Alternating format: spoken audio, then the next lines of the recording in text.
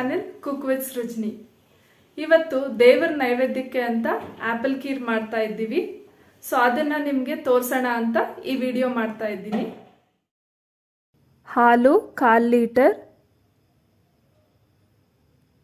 Apple 1, ತುಪ್ಪ, ದ್ರಾಕ್ಷಿ, ಗೋಡಂಬಿ,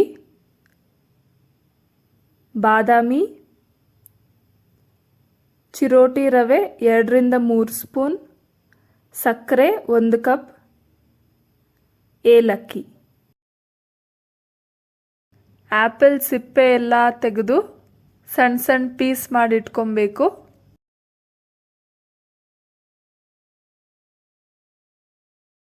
ಈಗ ಸ್ಟವ್ ಹಚ್ಚಿ 1 ಸ್ಪೂನ್ ತುಪ್ಪ ಹಾಕ್ಕೊಂಡು ದ್ರಾಕ್ಷಿ ಗೋಡಂಬಿನ ತುಪ್ಪದಲ್ಲಿ ಹುರ್ಕೊಂಡು ಪಕ್ಕಕ್ಕಿಟ್ಕೊಳ್ಳಿ.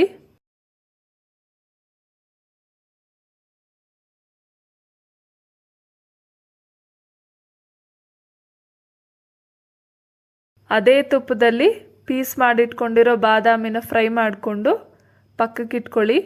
ಇಲ್ಲಿ ಬಾದಾಮಿ ಸ್ವಲ್ಪ ಜಾಸ್ತಿನೇ ಕೆಂಪಗಾಗೋಯ್ತು. ನೀವು ಅದನ್ನು ಒಂದು ಸ್ವಲ್ಪ ಮುಂಚೆನೇ ತೆಗೆದು ಕಪ್ಪಗೆ ಹಾಕ್ಕೊಂಬಿಡಿ. ಈಗ ಅದೇ ತುಪ್ಪದಲ್ಲಿ 2 ರಿಂದ 3 ಸ್ಪೂನ್ ಚಿರೋಟಿ ರವೆ ಹಾಕ್ಕೊಂಡು ಒಂದು 3 ನಿಮಿಷ ಹುರಿದು ಪಕ್ಕಕ್ಕಿಟ್ಕೊಳ್ಳಿ. ಇನ್ನೊಂದು ಅರ್ಧ ಸ್ಪೂನ್ ತುಪ್ಪ ಹಾಕ್ಕೊಂಡು ರವೆನ ಹುರಿಬೇಕು.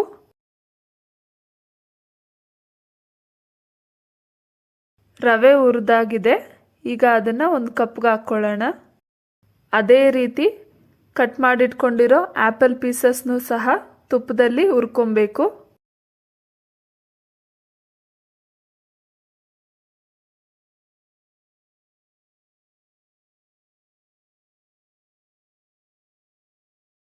ಆಪಲ್ ಹುರಿದಾಗಿದೆ, ಪಕ್ಕಕ್ಕಿಟ್ಕೊಳ್ಳೋಣ.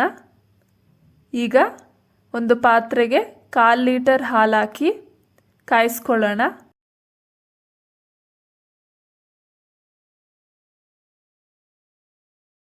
ಬೇಕಿದ್ರೆ ಸ್ವಲ್ಪ ನೀರು ಹಾಕ್ಕೊಳ್ಳಿ. ಹಾಲು ಕಾದಿದೆ. ಈಗ ಸಕ್ಕರೆ ಹಾಕ್ಕೊಂಡು ಮಿಕ್ಸ್ ಮಾಡ್ಕೊಬೇಕು. ಚೆನ್ನಾಗಿ ಮಿಕ್ಸ್ ಮಾಡ್ಕೊಳ್ಳಿ, ಸಕ್ಕರೆ ಬೇಗ ಕರಗುತ್ತೆ. ಈಗ ರವೆ ಹಾಕ್ಕೊಂಡು ಬೇಯಿಸ್ಕೊಬೇಕು. ಇದು ಚಿರೋಟಿ ರವೆ ಆಗಿರೋದ್ರಿಂದ 2 ನಿಮಿಷಕ್ಕೆ ಬೆಂದ್ಕೊಂಡ್ಬಿಡುತ್ತೆ.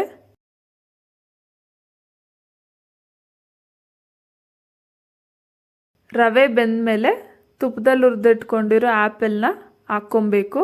ಇದು ತುಂಬಾ ಈಸಿ ರೆಸಿಪಿ ಮತ್ತು ಟೇಸ್ಟ್ ಸಹ ತುಂಬ ಚೆನ್ನಾಗಿರುತ್ತೆ. ರವೆ ಮಧ್ಯೆ ಆ್ಯಪಲ್ ಪೀಸಸ್ ಸಿಗ್ತಾ ಇದ್ದರೆ ಟೇಸ್ಟ್ ಡಿಫ್ರೆಂಟ್ ಆಗಿರುತ್ತೆ. ನಾವು ಯಾವಾಗಲೂ ಒಂದೇ ತರಹ ಪಾಯಸ ಮಾಡೋದಕ್ಕಿಂತ ಈ ರೀತಿ ಮಾಡಿದ್ರೆ ಚೆನ್ನಾಗಿರುತ್ತೆ. ಆ್ಯಪಲ್ನ ಒಂದು 4 ನಿಮಿಷ ಮೀಡಿಯಮ್ ಫ್ಲೇಮ್ನಲ್ಲಿ ಚೆನ್ನಾಗಿ ಬೇಯಿಸಿ. ಆ್ಯಪಲ್ ಎಲ್ಲ ಮೆತ್ತಗಾಗೋ ಥರ ಸ್ಮ್ಯಾಶ್ ಮಾಡ್ಕೊಳ್ಳಿ.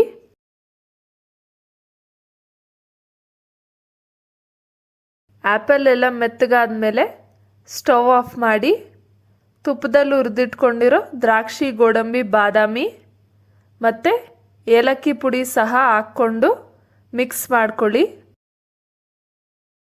ಈಗ ಆಪಲ್ ಖೀರ್ ರೆಡಿಯಾಗಿದೆ ಫ್ರೆಂಡ್ಸ್.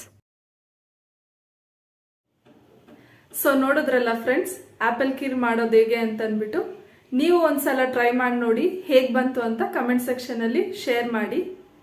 ಈ ವಿಡಿಯೋ ನಿಮಗೆ ಇಷ್ಟ ಆದರೆ ಲೈಕ್ ಮಾಡಿ, ಶೇರ್ ಮಾಡಿ. ಪ್ಲೀಸ್ ನನ್ನ ಚಾನೆಲ್ಗೆ ಸಬ್ಸ್ಕ್ರೈಬ್ ಮಾಡಿ. ಮತ್ತೆ ನಾನು ಇನ್ನೊಂದು ರೆಸಿಪಿ ಜೊತೆ ನಿಮ್ಮ ಮುಂದೆ ಸಿಗ್ತೀನಿ. Until then, see you, tata, bye bye.